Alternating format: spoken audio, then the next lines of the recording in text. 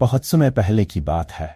एक बंजारा और उसकी पत्नी अपने राज्य से दूसरे राज्य में काम की तलाश में जा रहे थे।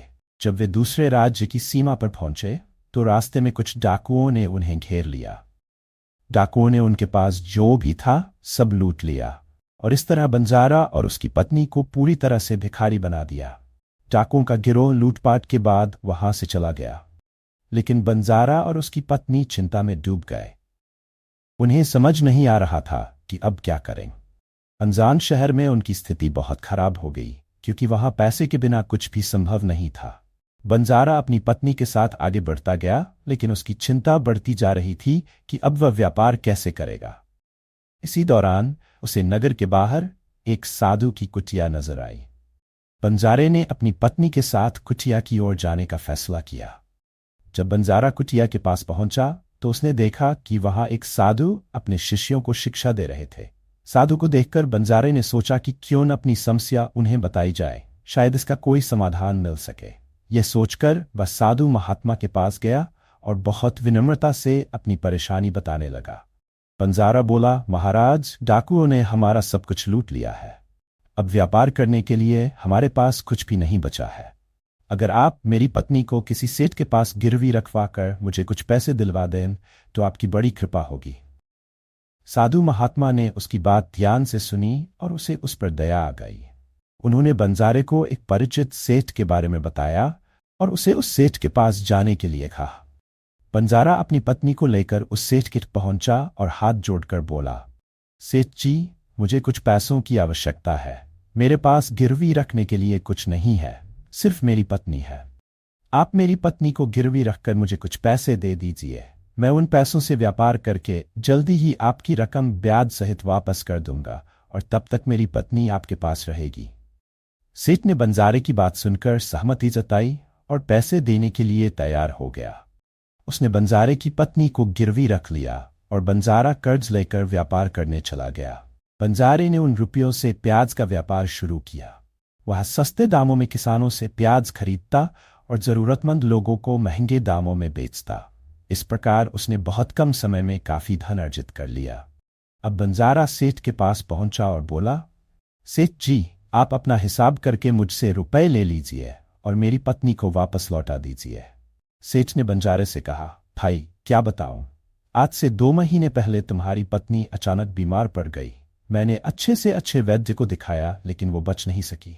बंजारे ने यह सुनकर दुखी होकर कहा, सेठ जी, जो होना था वह हो गया। शायद ये मेरे नसीब में लिखा था। अगर वह मेरे साथ होती तो भी उसे एक दिन जाना था।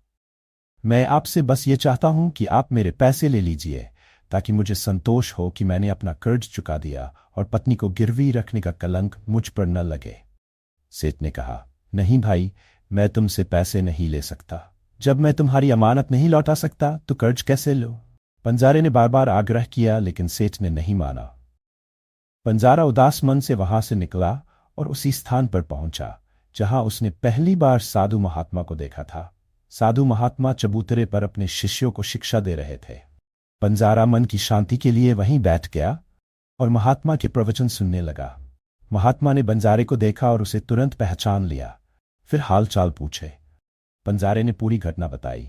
सुनकर साधु महात्मा ने कहा, भाई, उस सेठ ने तेरा अपमान किया है। तेरी पत्नी जीवित है और उसे सेठ ने अपने घर में छुपा रखा है। अब तुम राजा के पास जाओ और उससे प्रार्थना करो कि मेरी पत्नी को सेठ से दिलवा दो। यह राजा बुद्धिमान है और वह तुझे न्याय दिलाने में मदद करेगा। साधु की बात मानकर बंजारा राजा के दरबार में पहुंचा और राजा से गुहार लगाने लगा, महाराज, मेरी पत्नी को सेठ से वापस दिलवा दीजिए। राजा ने सेठ को बुलाया और पूछा, क्या यह सच है कि बंजारा कुछ रुपए के बदले में अपनी पत्नी को तुम्हारे पास गिरवी रख गया था? सेठ ने स्वीकार किया, हाँ महाराज, यह सही है। राजा ने आगे पूछा, तो तुम उसकी पत्नी को लौटाते क्यों नहीं? सेठ ने उत्तर दिया, कैसे लौटा दूं महाराज? मैंने तो बंजारे को बताया था कि उसकी पत्नी 2 महीने पहले मर गई है। अब मैं यमराज के पास जाकर उसे वापस नहीं ला सकता। राजा ने पूछा, क्या तुम्हारे पास इस बात की पुष्टि करने वाला कोई गवाह है? सेठ ने कहा, हाँ महाराज, उस वैद्य के पास गवाही है जिसने बंजारे की पत्नी का इलाज किया था। इसके अलावा 4 लोग भी हैं जो उसकी अंतिम यात्रा में शामिल थे और उसे शमशान ले गए थे। सेठ की बात सुनकर राजा को उस पर भरोसा हो गया और उसने बंजारे से कहा, अगर तुम्हारी पत्नी जीवित होती तो हम तुम्हें अवश्य दिलवा देते, लेकिन अब हमारी भी मजबूरी है। इस प्रकार राजा ने बंजारे को समझाकर वापस भेज दिया। बंजारा फिर साधु महात्मा के पास गया और दरबार में राजा तथा सेठ के बीच हुई बातचीत बताई। ये सुनकर महात्मा ने कहा, मैंने राजा को इतना मूर्ख नहीं समझा था। मुझे दुख है कि उसने तुम्हारे साथ न्याय नहीं किया। अब तुम मेरी एक बात सुनो। तुम फिर से राजा के पास जाओ और उससे कहो कि मुझे अपनी राजगद्दी पर 2 घंटे बैठने का अधिकार दे। तब मैं उसे बताऊंगा कि न्याय कैसे किया जाता है। बंजारा एक बार फिर से राजा के दरबार में पहुंचा और जैसा साधु महात्मा ने कहा था उसने राजा से कह दिया। राजा ने बंजारे की बात सुनकर कहा, मुझे 2 घंटे के लिए राजगद्दी छोड़ने में कोई ऐतराज नहीं।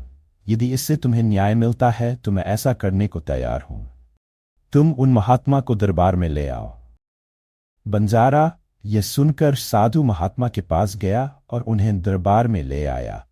जब साधु महात्मा राज दरबार में पहुंचे तो राजा ने अपनी राजगद्दी छोड़ दी।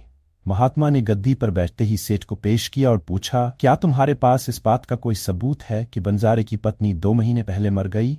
सेठ ने आत्मविश्वास से कहा, हाँ, मेरे पास गवाह है। राजा ने महात्मा के आदेश पर सेठ के गवाहों को पेश किया। सबसे पहले साधु ने उस वैद्य को बुलाया जिसने बंजारे की पत्नी का इलाज किया था। साधु ने पूछा, क्या तुमने बंजारे की पत्नी का इलाज किया था? वैद्य ने कहा, जी हाँ, मैंने किया था। साधु ने आगे पूछा, क्या तुम बंजारे की पत्नी का इलाज करने के लिए सेठ के घर जाते थे या वह तुम्हारे पास आती थी? वैद्य ने कहा, सेठ जी मेरे पास खुद आकर दवा ले जाते थे। साधु ने कहा, इसका मतलब तुम ये नहीं जान सकते कि दवा बंजारे की पत्नी के लिए थी या किसी और के लिए। वैद्य ने स्वीकार किया कि वह इस बारे में यकीन से नहीं कह सकता। साधु ने कहा, तो तुम मरीज को बिना देखे ही दवाइयां दे देते हो। यह गंभीर बात है। तुम दवा के स्थान पर जहर भी दे सकते हो और संभव है कि इसी कारण बंजारे की पत्नी की मृत्यु हुई हो। वैद्य का चेहरा डर के मारे पीला पड़ गया और वह बोला, नहीं, ऐसा नहीं हो सकता। मैं किसी को जहर क्यों दूंगा? इससे मेरी प्रतिष्ठा दांव पर लग जाएगी। साधु महात्मा ने वैद्य से कहा, अब तुम यही कहोगे? मैं तुम्हें कर्तव्य में लापरवाही और एक मरीज के जीवन से खिलवाड़ करने के लिए 50 कोड़े लगाने का आदेश देता हूं। साथ ही तुम्हारा मुंह काला करके पूरे नगर में घुमाया जाएगा। सोच लो, सच बोलोगे या मैं सैनिकों को तुम्हें गिरफ्तार करने का आदेश दूं? यह सुनकर वैद्य का शरीर कांपने लगा। वह साधु के चरणों में गिरकर बोला, हुजूर, मुझे माफ कर दीजिए। मैं स्वीकार करता हूं कि मैंने सेठ के बताए किसी मरीज का इलाज नहीं किया। सेठ ने मुझे 1000 रुपए दिए थे और कहा था कि जरूरत पड़ने पर उसके पक्ष में गवाही दो। ये मेरी गलती है कि मैंने लालच में आकर उसकी बात मान ली। साधु महात्मा ने कहा, कुछ भी हो, तुमने अपराध किया है, इसलिए मैं तुम्हें झूठी गवाही के आरोप में 10 कोड़े लगाने का आदेश देता हूं। महात्मा के आदेश पर राजा के सैनिकों ने तुरंत वैद्य को पकड़ लिया और दरबार में उसे कोड़े लगाने लगे। पहला कोड़ा लगते ही वह जोर से चिल्लाया, महाराज, मुझ पर रहम कीजिए, मैं मर जाऊंगा। हर कोड़े के साथ उसकी पीड़ादायक आवाजें सुनाई देने लगीं। वैद्य के साथ ये सब होते देखकर सेठ के बुलाए 4 गवाहों के दिल घबरा गए। ये वही लोग थे जिन्होंने कहा था कि उन्होंने बंजारे की पत्नी को श्मशान ले जाकर जलाया था। अब उनकी बारी थी जवाब देने की। साधु महात्मा ने पूछा, तुम कह रहे हो कि तुमने बंजारे की पत्नी का शव श्मशान में जलाया था।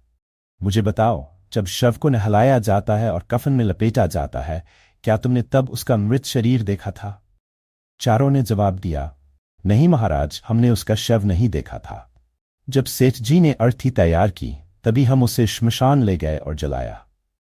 यह सुनकर साधु महात्मा बोले, तुमने ये भी नहीं देखा कि अर्थी में कोई मरा हुआ था या जीवित?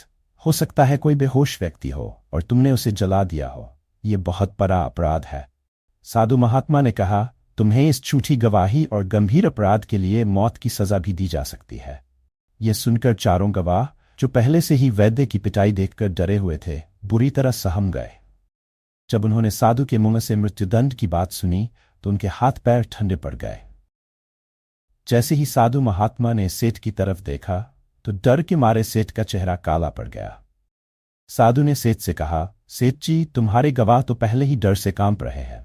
अब तुम बताओ, किसी की इच्छा के खिलाफ उसकी पत्नी को जबरदस्ती अपने घर रखने के अपराध में तुम्हें कौन सी सजा मिलनी चाहिए? ये सुनकर सेठ का चेहरा सफेद पड़ गया और उसके मुंह से कोई शब्द नहीं निकल सके। साधु बने राजा ने कहा, इससे पहले कि मैं तुम्हें 10 साल की कठोर कैद की सजा सुनाऊं, तुम्हारे पास अभी मौका है कि तुम बंजारे की पत्नी को दरबार में पेश कर दो। राजा के इस आदेश से घबराए सेठ ने तुरंत अपने सेवकों को भेजा और बंजारे की पत्नी को दरबार में पेश करवा दिया। साधु महात्मा ने बंजारे को उसकी पत्नी सौंप दी और सेठ को झूठी गवाही और षड्यंत्र रचने के अपराध में 6 महीने की कैद की सजा सुनाई।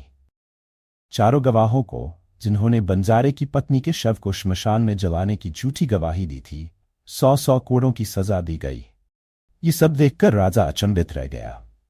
उसने साधु महात्मा के सामने हाथ जोड़कर कहा, महात्मा जी, आप धन्य है, आपने मुझे सिखा दिया कि सच्चा न्याय कैसे किया जाता है। दोस्तों, अगर कहानी पसंद आई हो तो लाइक और शेयर जरूर करें। धन्यवाद।